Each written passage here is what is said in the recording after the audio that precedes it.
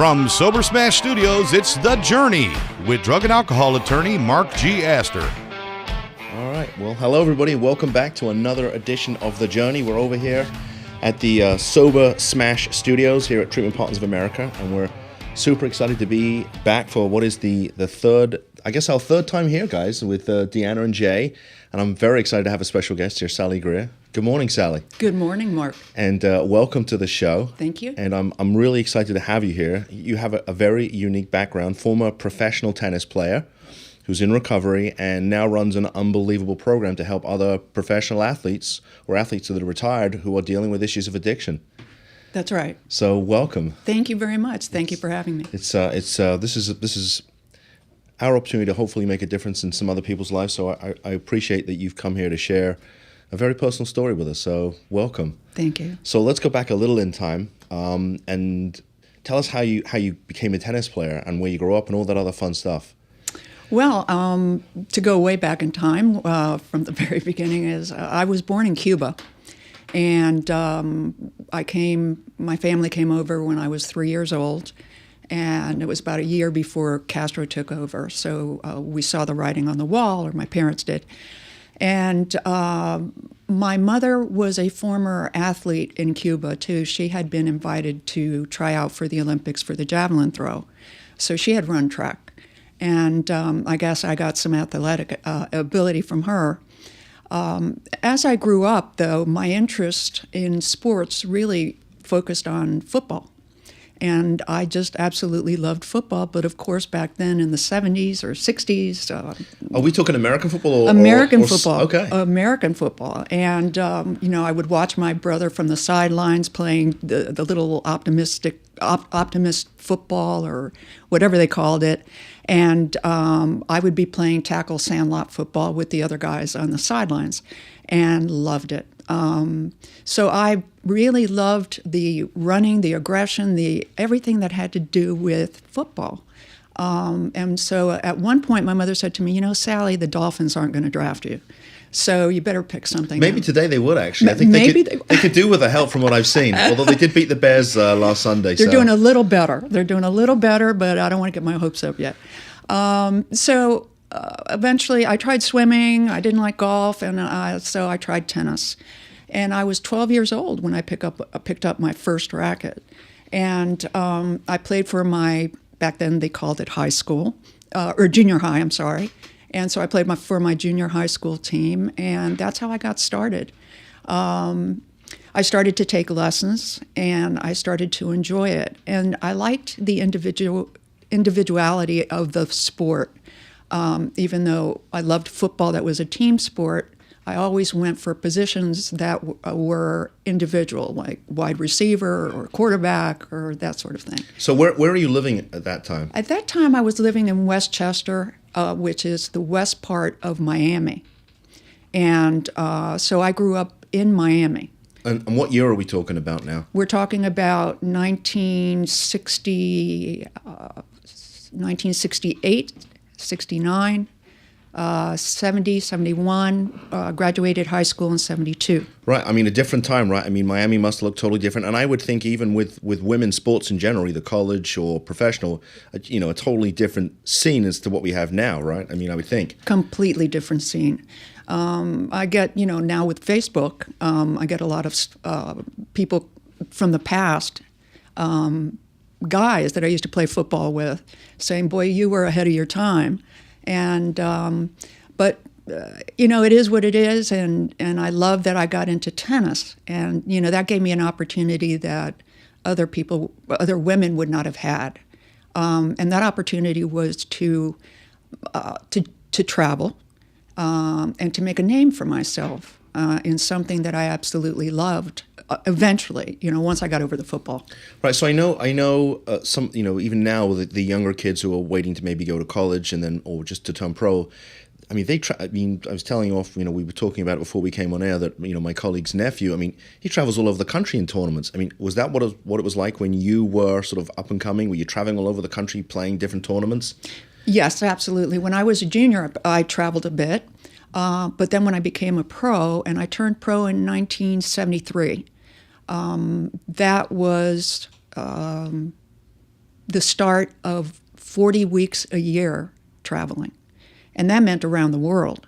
I traveled to Australia, I traveled around Europe, I traveled to South Africa. I traveled all over the United States, and that was just constant travel. Well, so you must have been traveling, playing tournaments. I would imagine that at some point there's some training going on between tournaments. And even during tournaments, you still had to do some road work. It's not what it is today, of course. There were no real gyms, but there was jumping rope, road work, push-ups, sit-ups, that sort of thing. Wow. So, it sounds like not much time for a social life. Oh, zero time. And that was one of the things that ultimately it got to me, was that it was such a lonely, lonely life. And, I have to say that during that time, I did not drink, never picked up a drink, never picked up a drug. I was very single-minded, and I knew that in order for me to perform at my optimum, I had to be totally present. So I was completely aware that nothing could come in the way of that. And part of that was being social, too. Dating and all that, I put it aside. So you do give up an awful lot if you want to be a professional athlete. Right. Maybe you could help us to understand one of the dynamics, because one of the things that you wrote about, and I think it was in one of the articles I read, was the sort of external pressure that some of the kids, maybe, I don't know if it was so prevalent back then, but at least today, some of the kids are, it seems like the parents are really involved, pushing their kids, maybe to the point where the kids don't want to do it, but they do it anyway because the parents are sort of living vicariously through their children. Did you experience any of that when you were sort of up and coming and traveling all over the world playing tennis?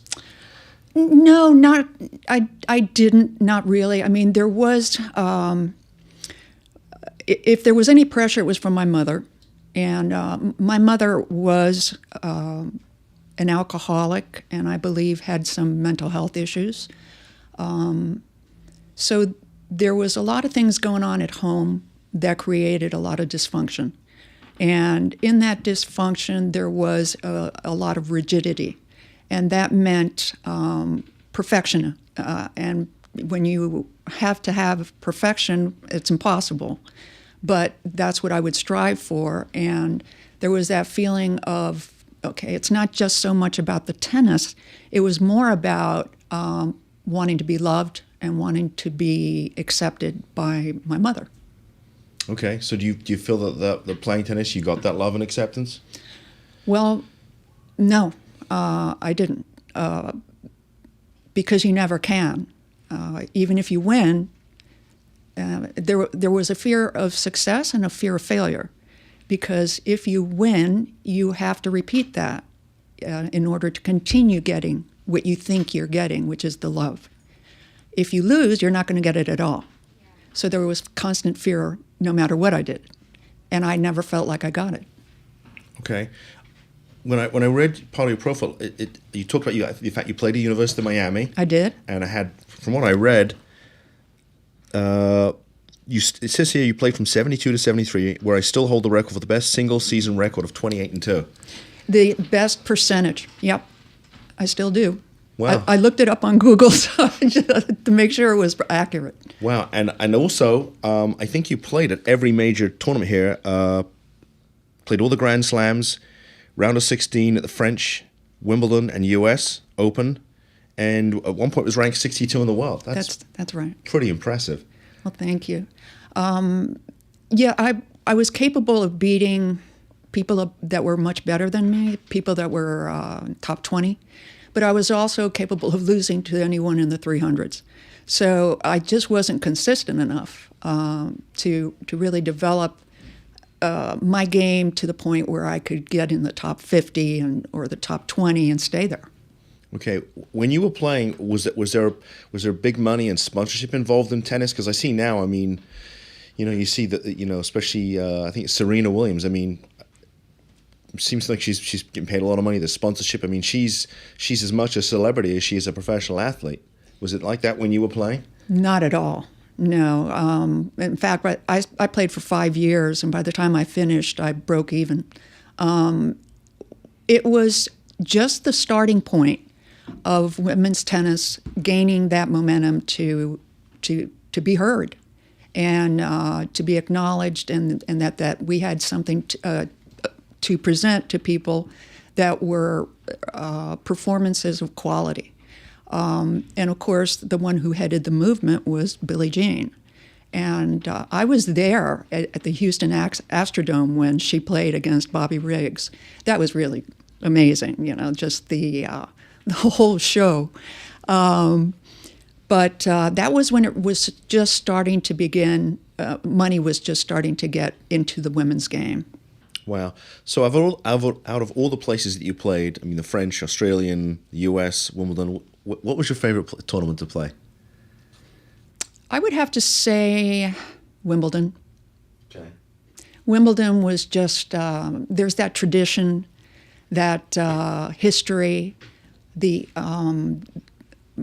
just the beauty of the ivory on the stadium and the flowers. And there's a certain, people wait in queues overnight to get in. It's just so much love of the game and knowledge.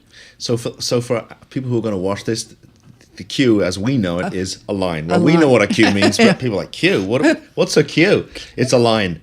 It's a line. They were waiting in line. And it's true, I went one time, and just the lines to get in, with people who didn't even have a ticket to get in, just to even get in, not to get in to watch the matches, but just to get into Wimbledon, the arena. And then there's a separate line if you have tickets for a game, and then you can walk around and eat strawberries and cream and see some of the games on the outside courts. Very cool experience. Yeah, and it's center court. I don't know if you remember way back then. They had an area where people could stand. I did. I stood for one of the games. Oh, you did? For a whole match. Oh, my God. Was it hot? It was very hot and very uncomfortable and very squashed.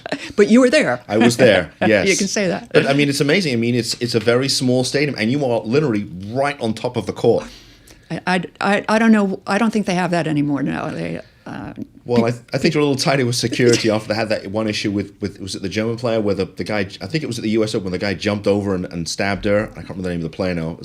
I was just talking about that outside, and I can't remember the name of the player either. But she was playing Steffi Graf, and it wasn't at Wimbledon. It was. Was it the US Open? No, it wasn't a Grand Slam. I think it was a smaller tournament. But it was a German. It may have been in Germany. I can't remember. She had two hands on both sides. I know who you're talking about. This is sad. I can't remember. She's retired now. But yeah. I think that back then, there wasn't that sort of worry that the players were going to get attacked, and it was a little more intimate in terms of the connection between the spectators and players. But I think that's changed now because, like we talked about, someone like Serena is she's as much celebrity as she is a tennis player, and now she has security concerns. So yes. It's a bit shame. But okay, so you played professional for 5 years, and at one point did you say, okay, I'm done? After 5 years, I really enjoyed it for about 2.5 years. And then after that, I really got burned out. And it was I think what got me the most was the loneliness. This is an individual sport. You travel alone, you stay in a hotel room alone. You may share it with a partner or something like that. But, I did share it with some doubles partners. But for the most part, you're not really going to open up to people you're going to play against the next day, so you don't have any really, really close friends while you're playing. Wow. So, because how many women even back then were sort of on the regular tour? How many of the same faces would you see over and over again at the different tournaments? Oh, lots. It would be the same faces. We would compete against each other all the time, just like it is now. It's you see the exact same people all the time.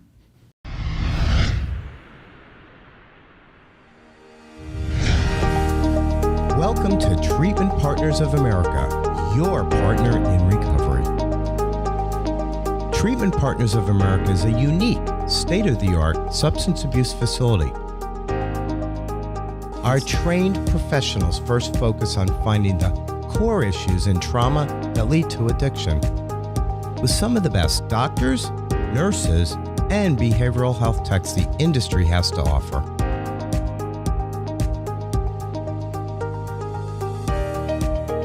We offer personalized one-on-one therapy 5 days a week, raising the bar to a higher level of standards. Whether it's drugs, alcohol, eating disorders, gambling, sex and love addiction, or even relationship addiction. Treatment Partners of America has specialists to treat and to help heal your addiction long-term rather than attempt a temporary 30-day quick fix. Okay, so you get done after 5 years. What happens after that? Because obviously at some point there was this issue with addiction. So tell us how that all came about and what you did after you stopped playing. Well, it's interesting because the addiction didn't come into play at that time. I remember one time I was in Chicago playing a tournament, and all the players were there, Virginia Wade, Billie Jean, Rosie, and we were all in a room just chatting. And one of them said, let's go down to the bar. Now, at that point, I was maybe 20 years old, and I had never, ever picked up a drink or a drug, not one. And because I was so single-minded. But as I'm walking down the hall, I'm turning into my room, and one of the ladies, which I believe was Billie Jean, said to me, well, aren't you coming down? And I said, no, I'm going to bed. I don't drink. And she says, you don't drink? And I said, no. And she says, well, you will before you end the tour. And I thought to myself, I will never drink. I'm going to show her. Now, what kind of person thinks that? In my mind, in retrospect, an alcoholic. I mean, why would I have to prove to her that I'm never going to pick up a drink? Why would she care? Well, that was on my mind every time a drink came into play. And I remember it was at a qualifying tournament. It was the qualifying tournament for the U.S. Open. And it was a raining. I had lost the first set. I was in the last round of qualifying to get into the tournament. And I was winning the second set, and it rained. And it was about a 5-hour delay, and I went back out, and I lost. And it was against someone I thought I should have won against. That evening, we went out to dinner. I was so down, so depressed. I said to myself, you know what? I'm going to have a drink. And I had my very first drink. I was 22 years old, and it was a glass of wine. And I have to tell you, the feeling I got with that wine was a feeling that I've never been able to repeat since then, but it sticks in my mind as if it were yesterday. I felt loved. I felt just a total, almost visceral embrace, that everything was going to be okay. And although it was frightening, it was also a relief that I had found this. Now, I do want to mention something that I have never mentioned in a public forum before, but it's important because it's part of my story. Later on in life, I didn't know it at the time, but I know people say when they're in recovery that I was different. And I did feel different, and I did act different than a lot of people on the tour. There was a lot of rage in me, and I had a lot of ups and downs. Later on in life, I was 38 years old when I found out I'm bipolar, that I have a bipolar disorder. And I realized that what that drink did for me is it leveled my mood. So I remembered that and started to drink more. Now, I didn't turn into an alcoholic right away, but I did remember that it did help with my mood. So in essence, that started my self-medication. Okay, so at the time that you were starting to what we now know as self-medication, you're still playing tennis? Not professionally. Although yes, I did for that last year pick up that drink and probably picked up a few more. It was only another year that I continued to play.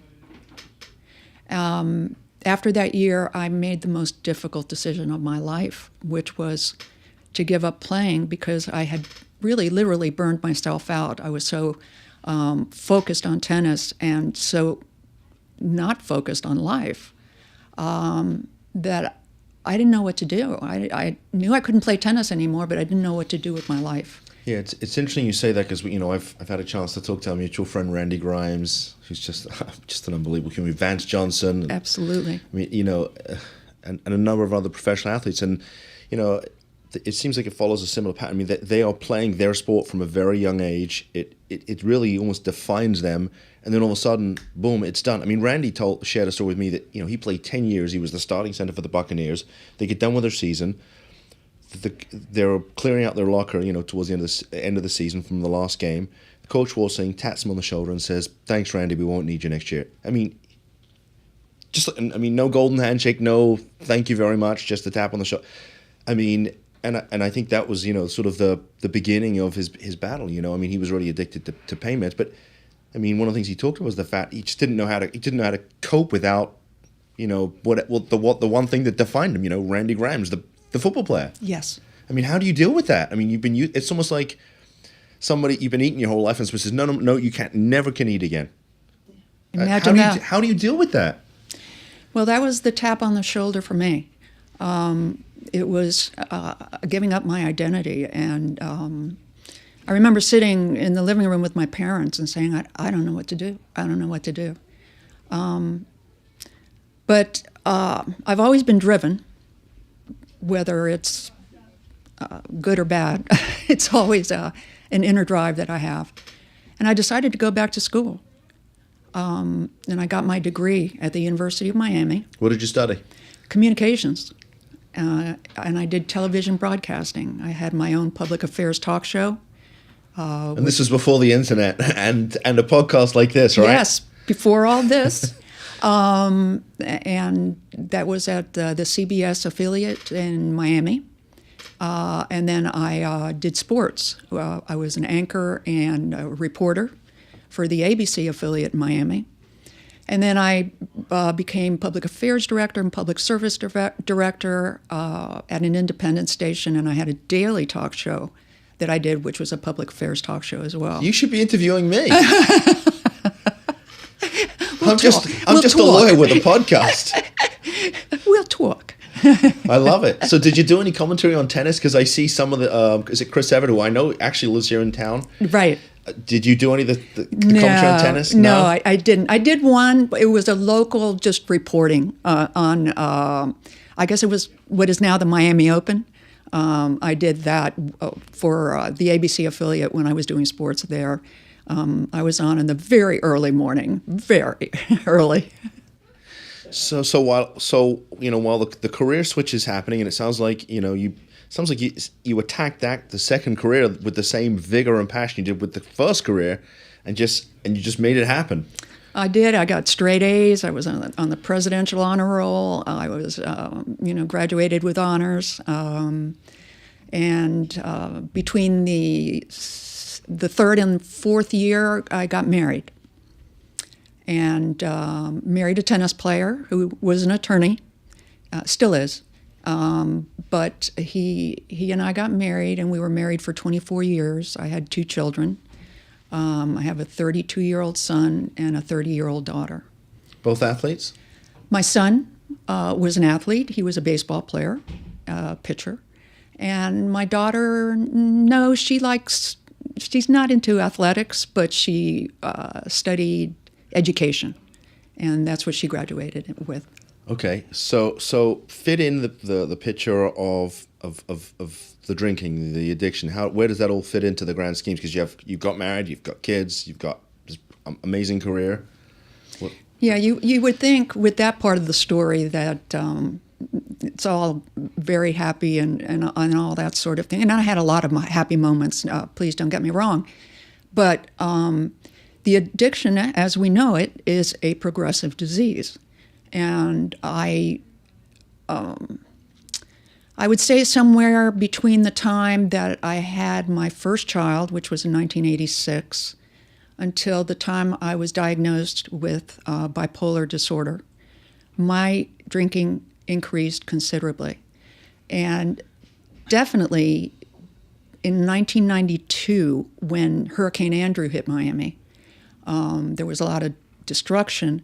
My in-laws lost their home, and they moved in with us. And I had a 3 and a 5-year-old, and we were all very crowded in there, and things were a mess. And my husband at the time was very busy working, and I felt overwhelmed.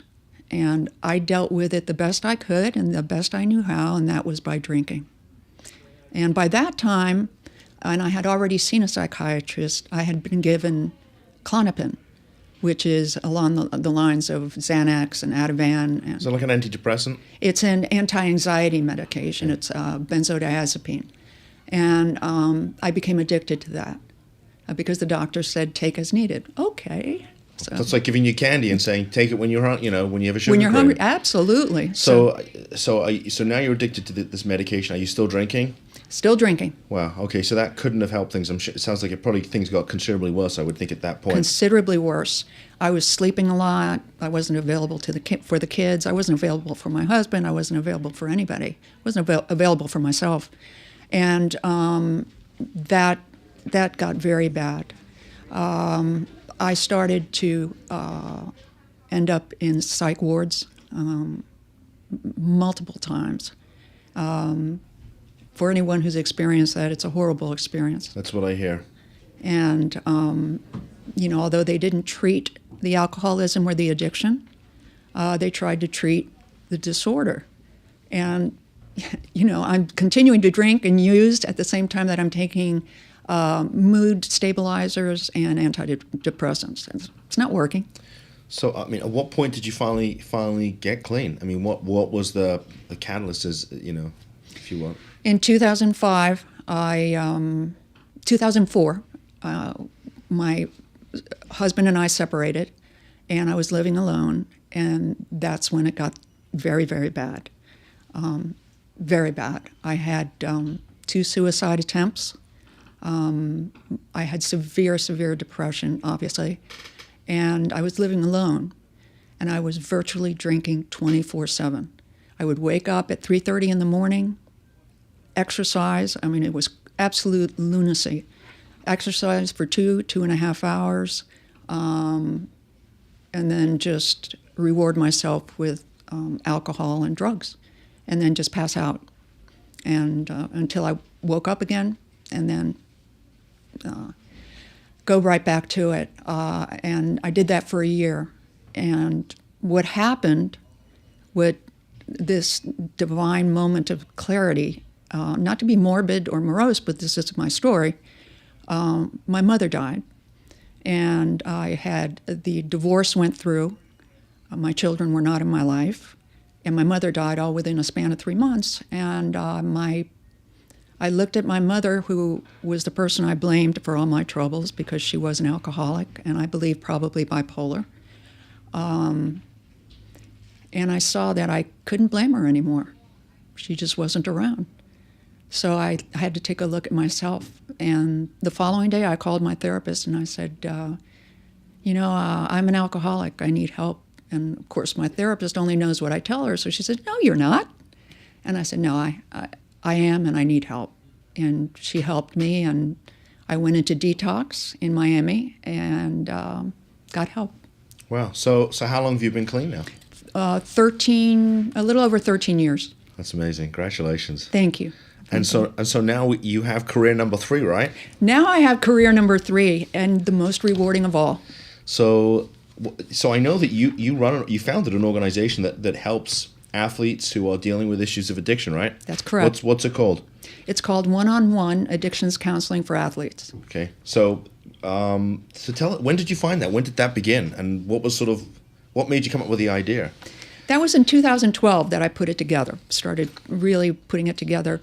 But the idea came up around 2007, 2008 when I first started learning about addiction and studying it.